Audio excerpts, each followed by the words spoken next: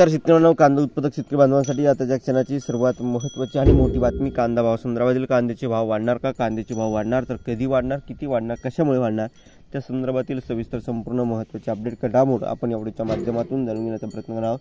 तरी महाराष्ट्रातील तमाम कांदा उत्पादक शेतकरी बांधवांना एकच विनंती, व्हिडिओ शेवटपर्यंत बघा. अतिशय महत्त्वाचा हा व्हिडिओ आहे. व्हिडिओ जर आवडला तर नक्कीच लाईक करा. सांगा चॅनलवरती नवीन असाल तर या ठिकाणी बघितलं महा हवामान आपल्या यूट्यूब चॅनलला सबस्क्राईब करून जर असला बेल आयकॉन म्हणजे घंटा वाजवू नका, जेणेकरून मी ज्याकडून नोटिफिकेशन तुमच्यापर्यंत सर्वात अगोदर पोहोचत असते. चला तर मित्रांनो, सविस्तर संपूर्ण व्हिडिओला सुरुवात करतो आहे.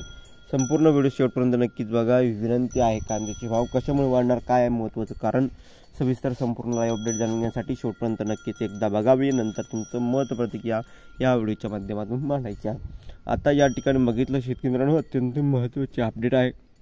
कांदा प्रश्नावरून या ठिकाणी एक महत्त्वाची मागणी या ठिकाणी स्वाभिमानी शेतकरी संघटनेचे अध्यक्ष राजू शेट्टी माजी खासदार यांनी केला आहे. त्या संदर्भातील बघू शकता काय म्हटले राजू शेट्टी यांनी आपल्या पत्रामध्ये. पंतप्रधानांना पत्र लिहिलं आहे आणि परंतु कांद्याच्या भावाची जी काही घसरण होती आहे, कांद्याचे भाव वाढणार का, घसरण कशामुळे झाली त्या अगोदर बघा. बांगलादेशातील अस्थिर परिस्थितीमुळे भारताची दळणवळण व्यवस्था ठप्प झाली आहे. दळणवळण होत नसल्याने कांद्याची वाहतूक होत नसल्याने राजू शेट्टीने पंतप्रधान नरेंद्र मोदींना लिहिलेले पत्रात म्हटले आहे, बांगलादेशच्या परिस्थितीचा कांदा उत्पादक शेतकऱ्यांना फटका बसत आहे. केंद्र सरकारने हस्तक्षेप करून बांगलादेशच्या काळजीवाहू सरकारशी बोलणी करून महाराष्ट्रातील कांदा उत्पादक शेतकऱ्यांना दिलासा द्यावा, अशी मागणी माजी खासदार आणि स्वाभिमानी शेतकरी संघटनेचे अध्यक्ष राजू शेट्टी यांनी केली आहे. कांदा उत्पादक शेतकऱ्यांना सर्वाधिक फटका त्यामध्ये बसला आहे.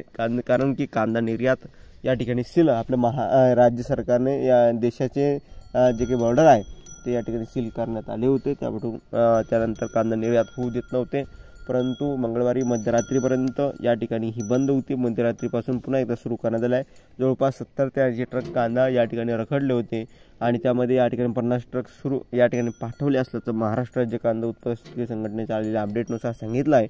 आणि त्यानंतर या ठिकाणी 30 ट्रक लगेच या ठिकाणी वाहतूक त्याची होताना सुरुवात झाली असल्याचं त्यांनी सांगितलं आहे. या ठिकाणी रस्त्यामध्ये असल्याचं ते सांगत आहेत. आणि महाराष्ट्रभरातील ताज्या आणि महत्त्वाचे अपडेट कांदा संदर्भातील आपण घेऊन असतो आणि याचमुळे कांद्याच्या भावात पडझड आणि घसरण आहे.